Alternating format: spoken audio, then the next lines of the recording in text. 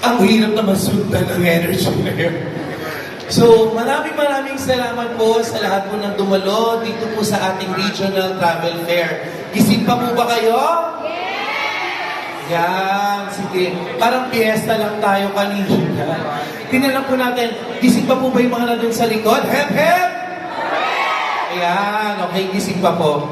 So maraming salamat po sa ating mga partners dito sa Ilocos, lalo na po ang regional office and local government units.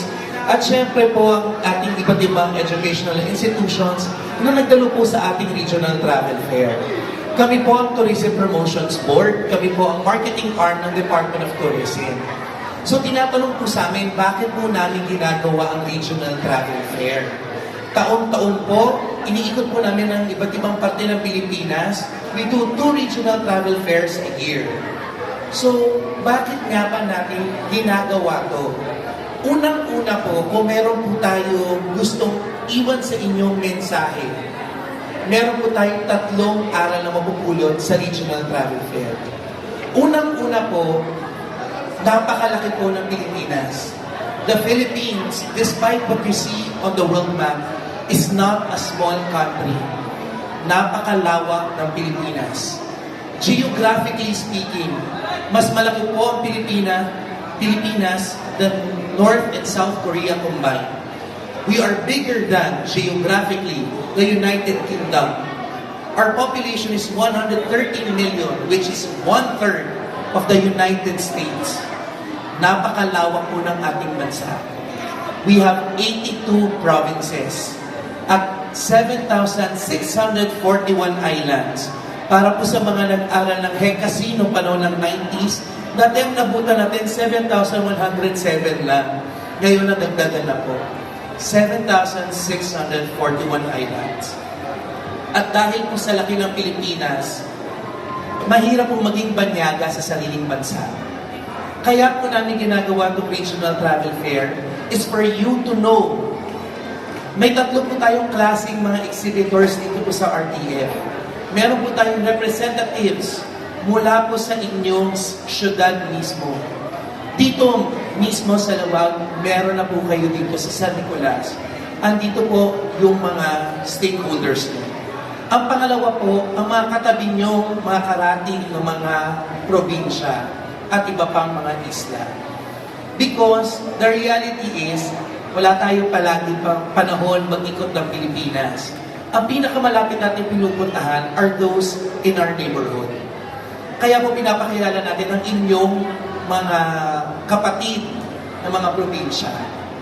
At pangatlo po, kaya po namin bitbit ang iba't ibang regional offices ng Department of Tourism para makita niyo naman po ang iba't ibang offerings ng buong Pilipinas. So again, napakalawak ng Pilipinas. 7,641 islands at nandito po silang lahat ngayon para makilala niyo.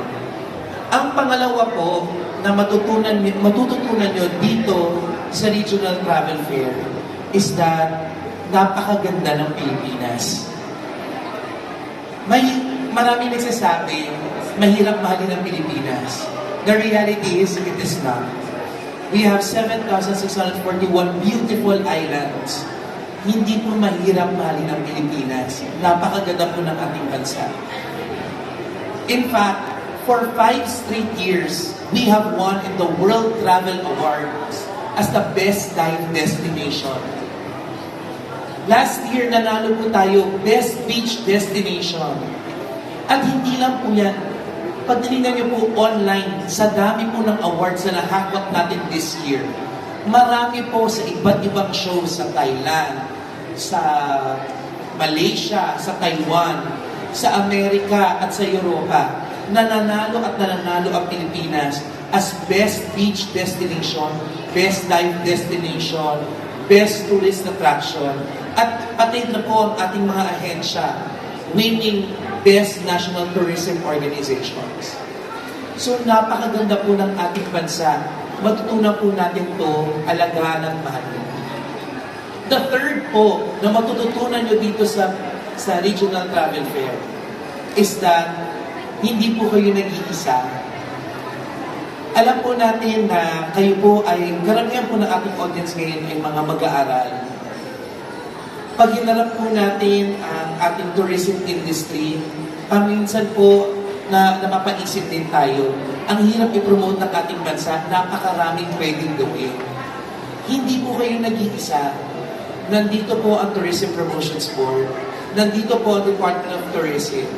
Nandito po ang ating magiting na mga private stakeholders who will teach you, who will mentor you, and who will be with you to help promote the Philippines. So ngayon po, taus-puso po ako nagpapasalamat sa ating mga partners, lalong-lalo na po sa aming partners sa Department of Tourism Region 1 na tumulong po sa amin para imang regional travel fair dito po sa Ilocos Norte. At hindi po dito nagtatapos ang ating kalbaryo. Marami pa po tayong ipopromote sa Pilipinas. Marami pa po tayong makikitang magagandang destinasyon. At sana po, please support the tourism industry. Travel to your neighboring provinces, travel to the rest of the Philippines, even travel within your city. Marami po tayong makikita. Again, maraming salamat po sa inyong suporta. Love Ilocos Norte and love the Philippines. Maraming salamat.